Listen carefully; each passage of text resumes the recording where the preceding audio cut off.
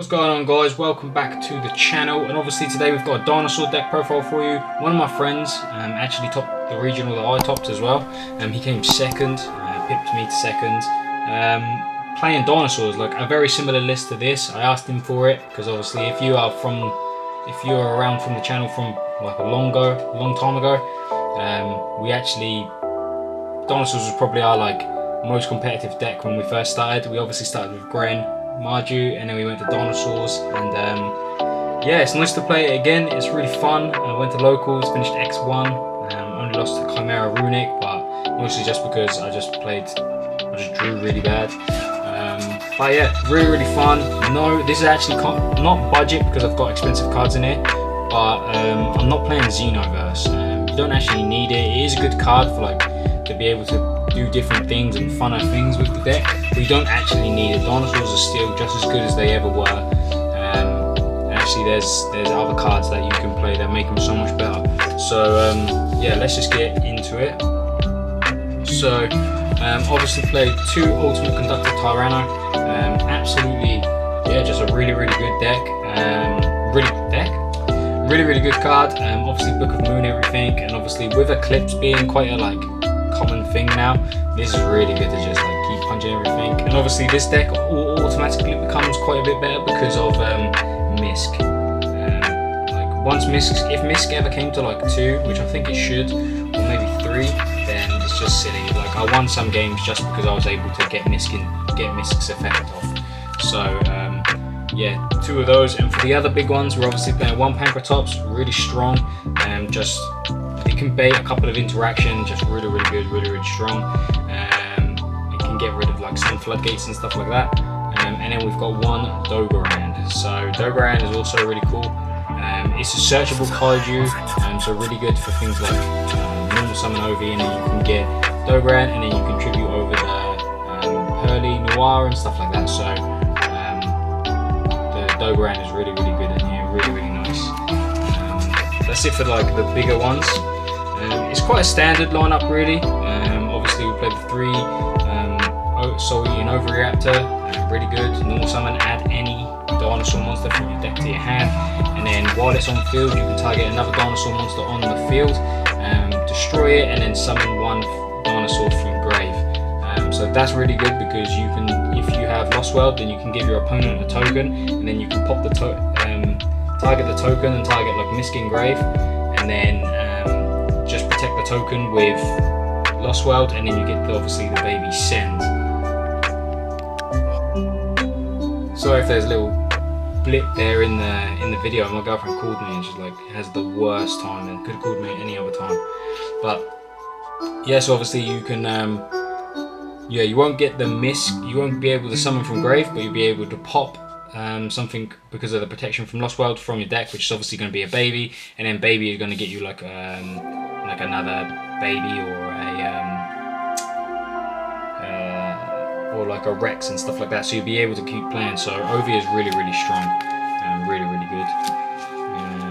Then of course the 1 Misk, we've only got 1, so we can only play 1, and then 1 Giant Rex. You don't need more than 1, 1's fine, unless you open it like I do, but it still doesn't really matter that much.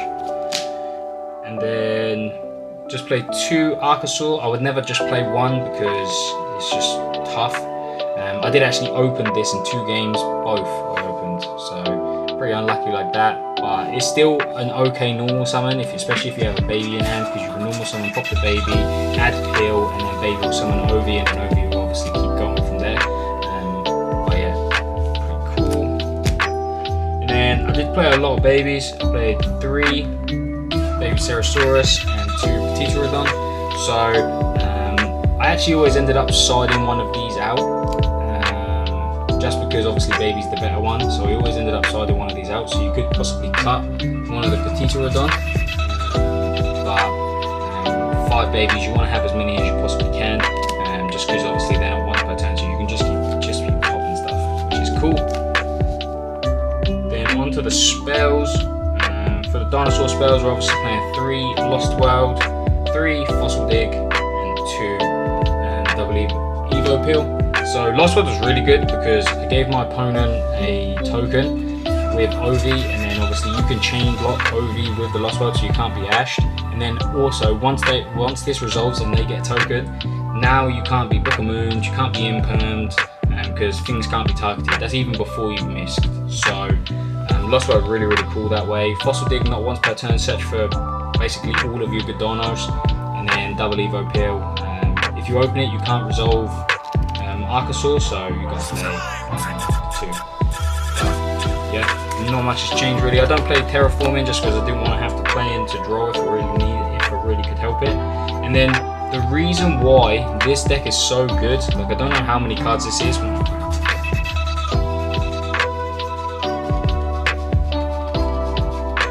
So 24 cards.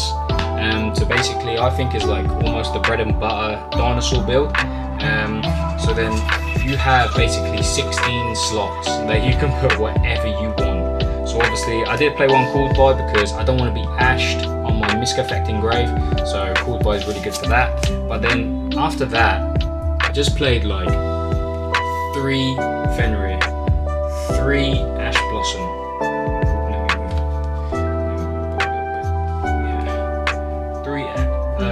3 Ash Blossom, 3 Imperm, again. Played 3 Super Poly because obviously there's quite a lot with like Chimera and stuff like that. Like Super Poly is just really, really good.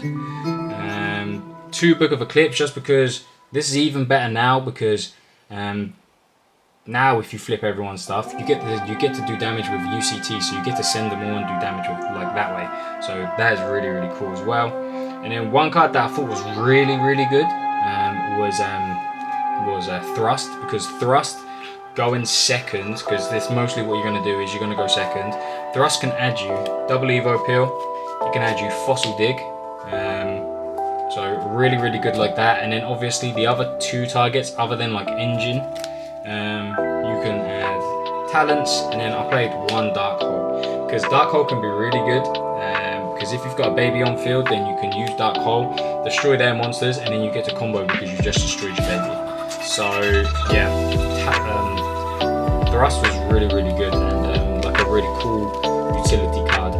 I thought personally, but like that's so many. Like I think I played more than 16. Did I say? 18. So I played 18. So I'm at 42 cards, but. Yeah, you could obviously cut it down, but it's just nice that you can play so much non-engine. And then onto the extra deck, we obviously play 1 Relinquished Anima. It's just a nice level 1. It's good to go in second if you don't want to use Linkuriboh. Speaking of Linkuriboh and Secure Gardener, that's just like you need these 2 for like a normal combo. You make Linkuriboh into Gardener, and then you can activate double Evo Peel, sending like Archosaur and Linkuriboh. So you need those. Elsa, obviously you do have like quite a few Earths, so like the babies are Earths, Rex is an Earth, so you can do that. And then the reason why this is good is because then you can summon someone else's Fenrir from their grave, so now you have access to Fenrir, so that's pretty cool. 1 Dark Charmer, just because you can make this with Ovi, and then again it's just a nice card. 1 Access Code Talker, so that's how you're going to do it. You're going to Dark Orza to bring it back, and then go into an Access Code, which is easy to do. Then obviously we're going for 2 Dolka. Making 1 is really, really cool. 1 Lagia, 1 Dugaris, just helps you go for time. 1 Baguska, if you get into a bit of a bind, you can just make this. Like fusion decks struggle to out this, so like Chimera and stuff. 1 Divine Arsenal 8A Zeus, and then because of the Super Poly, we obviously 1 Garura, 1 Muddragon up the Swamp, and then 1 Dragon Stapelia. At my locals, we don't have very much Vanadium, so that's why I'm playing Dragon Stapelia rather than Draco Equeast. But if you do have a lot more Vanadium at your locals, then just play Draco Equeast. Yeah, that's it for the deck profile, guys. Let me know what you think down in the comment section down below. it was really fun playing this again. I've generally not played this for years, since my last video of dinosaurs, when I don't know where that is. And for the longest time, my dinosaur combo video held the most views. It was like nearly 7,000 views, and it had that till recently. So really, really cool. I love dinosaurs. I'll always keep the deck. I did sell it at one point, but then I just it felt wrong, so I rebought it. Obviously, that's why I got the golds. Yeah, I forgot how fun this deck is, man. It's just so good, so fun. People don't expect it, and then once you resolve Misc, you just won. Like, you just can't. You've just won. Because even if they want to use their monster effects in the battle phase, you flipped them in the main phase 1 anyways. So you flipped everything unless they're playing links. So you flipped everything anyways. So then you're just gonna send, and then just have enough to do game. So yeah, really cool. Really love dinosaurs. Let me know what you think in the comment section down below. I know it's not really a branded lore video like I normally do. We'll be back with those, but I'm just trying to have a bit of fun now. Have a bit of fun, experiment, play a few other decks. I do have another few things in mind that I would like to play. So expect those profiles coming soon, guys. So thanks for watching, and I'll see you in the next video.